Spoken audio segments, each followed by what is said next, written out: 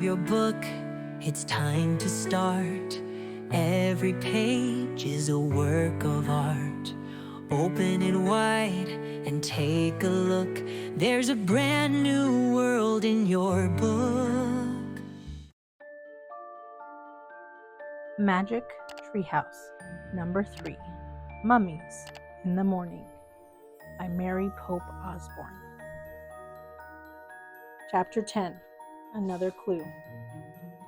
Late morning, sunlight shone through the treehouse window. Shadows danced on the walls and ceiling. Jack took a deep breath. The treehouse was back in the Frog Creek woods.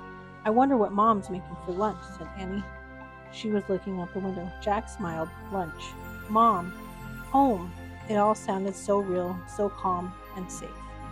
"I hope it's peanut butter and jelly sandwiches," he said. "Boy, this place is a mess," said Annie. "We'd better make it neater in case Em comes back." Jack had almost forgotten about Em. Will we ever meet Em? Jack wondered. The person who seems to own all the books in the treehouse? "Let's put the Egypt book on the bottom of the pile," said Annie. "Good idea," said Jack. He needed a rest before he visited any more ancient tombs. "Let's put the dinosaur book on top of the Egypt book," said Annie. "Yeah, good," said Jack. He needed a long rest before he visited another Tyrannosaurus Rex. "The castle book can go on the very top of the pile," said Annie. Jack nodded and smiled. He liked thinking about the knight on the cover of the castle book. He felt as if the knight was his friend. "Jack," said Annie. "Look!" She was pointing at the wooden floor. "What is it?" he asked. "You have to see for yourself." Jack walked to Annie and looked at the floor.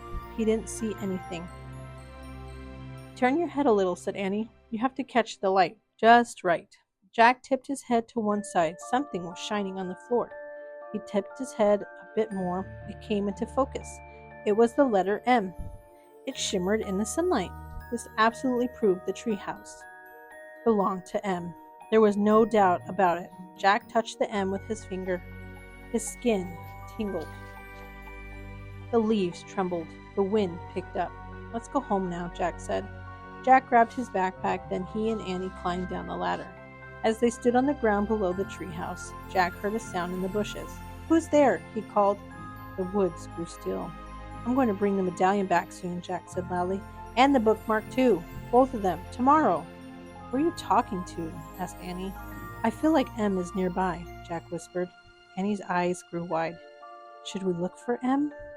But just then their mother's voice came from the distance. "Jack? Annie?" Jack and Annie looked around at the trees, then they looked at each other. "Tomorrow," they said together. They took off running out of the woods. They ran down their street. They ran across their yard. They ran into their house. They ran into their kitchen. They ran right into their mom. She was making peanut butter and jelly sandwiches. The end.